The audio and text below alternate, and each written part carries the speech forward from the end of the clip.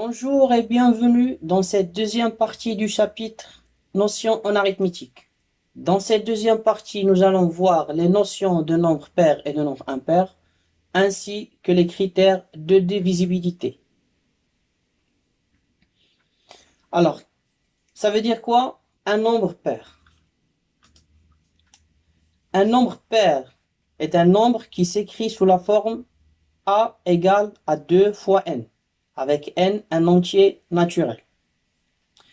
Un nombre impair est un nombre qui s'écrit sous la forme A égale à 2n plus 1, avec n un entier naturel. Donc, voyons des exemples.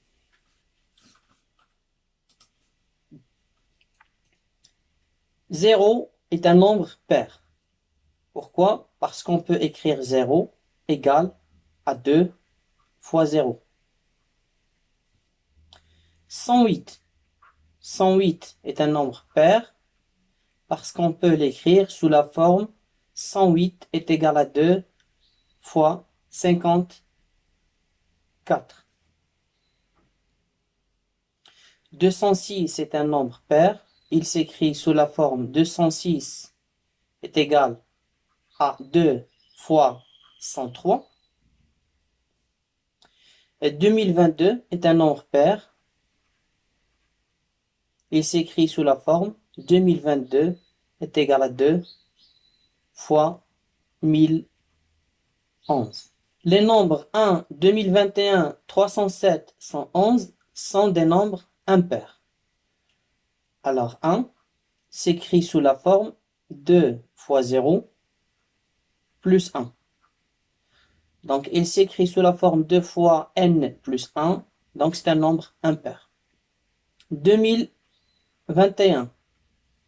2021 est égal à 2020 plus 1. 2020 est égal à 2 fois 1010. Donc 2021 est égal à 2 fois 1010 plus 1. Donc c'est un nombre impair. 307 est égal à 306 plus 1 est égal. Alors j'écris 306 sous la forme 2 fois 158. Donc 307 est égal à 2 fois 158 plus 1. Donc c'est un nombre impair. 111 est égal à 110 plus 1 est égal à 2 fois 55 plus 1. Donc 111 est un nombre impair. Il s'écrit sous la forme 2 fois n plus 1. Donc ce qu'on doit retenir, c'est que un nombre pair s'écrit sous la forme 2 fois n. Un nombre impair s'écrit sous la forme 2 fois n plus 1. Alors, on travaille l'exercice suivant. Soit n un entier naturel, on pose x égale à 2n plus 7 et y égale à 4n plus 2. Montrer que y est pair et que x est impair. Deuxième point, montrer que x plus y est un multiple de 3. Alors, x est égal à 2n plus 7. Alors, pour montrer que x est impair, il faut l'écrire sous la forme 2 fois quelque chose, le tout plus 1. Donc, je recopie de n et j'écris 7 sous la forme 2 fois 3 plus 1. Alors maintenant, je peux mettre dans cette partie-là, je peux mettre 2 en facteur.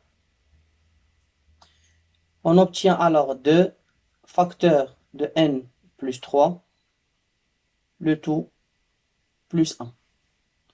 Donc x s'écrit sous la forme 2 fois quelque chose, le tout plus 1, donc il est impair.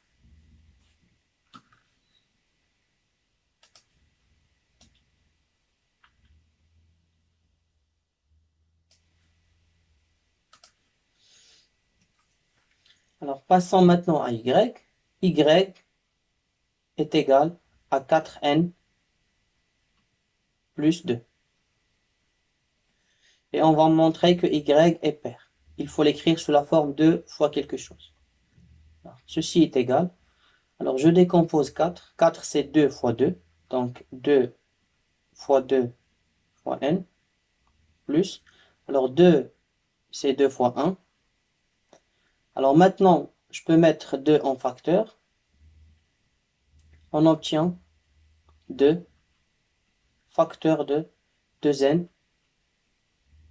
plus 1. Donc, on a écrit y sous la forme 2 fois un entier naturel. Donc, y est un nombre pair.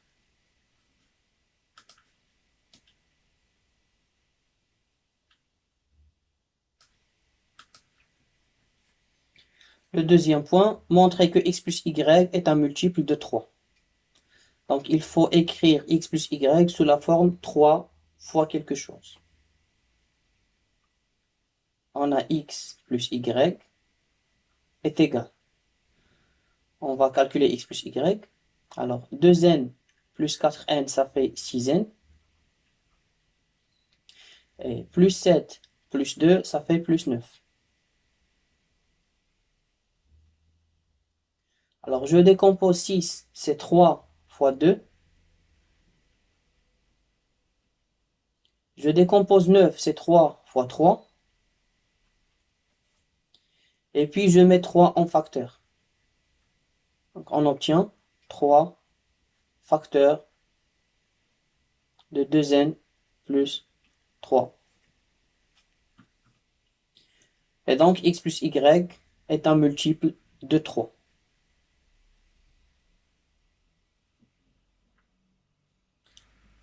Les critères de divisibilité. Donc, nous avons un entier naturel n.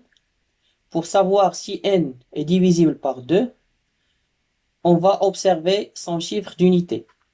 Si le chiffre d'unité de n est l'un des nombres suivants, 0, 2, 4, 6, 8, alors n est divisible par 2.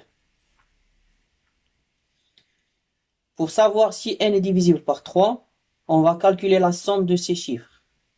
Si la somme de ces chiffres est un multiple de 3, alors n est divisible par 3. Et finalement, pour savoir si un entier n est divisible par 5, il faut vérifier si son chiffre d'unité est l'un des nombres 0 ou 5. On verra ça dans des exemples.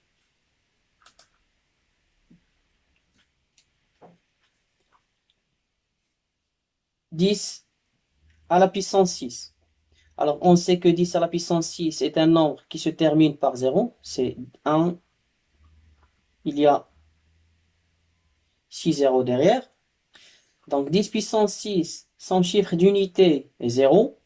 Donc, 10 puissance 6 est divisible par 2. 69. Alors, le chiffre des unités de 69 n'est pas égal à 2, 4, 6 ou 8, donc n'est pas divisible par 2. On va tester s'il est divisible par 3. Donc, les chiffres de nombre 69 sont 6 et 9. Je vais les additionner. 6 plus 9, et ça donne 15. Et puisque 15 est un multiple de 3, donc 69 est un multiple de 3, ou autrement dit, est divisible par 3. 2025. 2025, son chiffre d'unité est 5, donc il n'est pas divisible par 2. Vérifions s'il est divisible par 3. Donc, je vais additionner ces chiffres. 2 plus 0 plus 2 plus 5, qui est égal 2 plus 2, 4 plus 5, ça fait 9. Et puisque 9 est un multiple de 3, donc 2025 est divisible par 3. Et vérifions maintenant s'il est divisible par 5. Alors, le chiffre d'unité est 5, donc 2025 est divisible par 5. Voilà, on est arrivé à la fin de cette partie. Je vous remercie d'avoir regardé la vidéo, en espérant que les explications étaient au rendez-vous. Si la vidéo vous a plu, mettez un j'aime et partagez-la. Laissez-moi vos remarques et questions en commentaire. Je vous donne rendez-vous dans une nouvelle vidéo. À très bientôt.